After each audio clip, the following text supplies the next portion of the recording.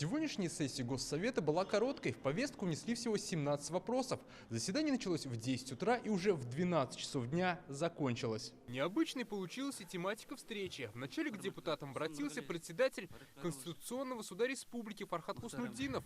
Он рассказал, что вернулся из зоны спецоперации, куда доставил очередную партию гуманитарного груза. В этот раз мы тоже отвезли предметы первой необходимости. Это медикаменты, продукты длительного содержания. 2 автомашины, это УАЗ-452 буханка и ВАЗ-2121. Нашу гуманитарную помощь непосредственно встретил и принял наш земляк, наш коллега, депутат Государственного совета Республики Татарстан Эдуард Сулейманович Шарафеев. Депутат Госсовета Эдуард Шарафеев, который уже больше месяца служит в Татарстанском добровольческом батальоне, передал своим коллегам-парламентариям видео «Привет». Я рад приветствовать вас с территории специальной военной операции, где я в качестве добровольца выполняю поставленные перед нами задачи.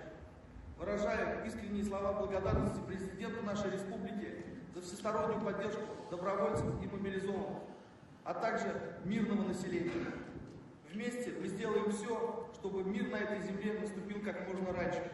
И мы все вместе отметили нашу общую победу. Фарид Мухаммедшин поблагодарил Эдуарда Шарафеева и всех, кто поддерживает наших военнослужащих и жителей освобожденных территорий. Города, районы, главы, которые везут самые необходимые средства первой необходимости туда для наших ребят, которые на самом деле в очень опасных условиях выполняют эту добровольческую миссию. Далее депутаты Госсовета рейтинговым голосованием утвердили 20 членов нового состава Общественной палаты республики. Из наиболее известных Ирина Александровская, Дмитрий Туманов, Тимур Камалетдинов и Тимур Кадыров. Мы имеем полное право их поздравить с оказанным высоким доверием и пожелать им успешной работы в Общественной палате Республики Татарстан. Быть активными. Все муниципальные госорганы Татарстана и их подведомственные организации станут более доступными для граждан. По федеральному закону они должны вести страницы в социальных сетях, ВКонтакте или Одноклассниках. Наши депутаты сегодня утвердили это республиканским документом. По состоянию на 15 декабря в республике уже 5500 организаций или 93% создали соответствующие свои страницы в социальных сетях.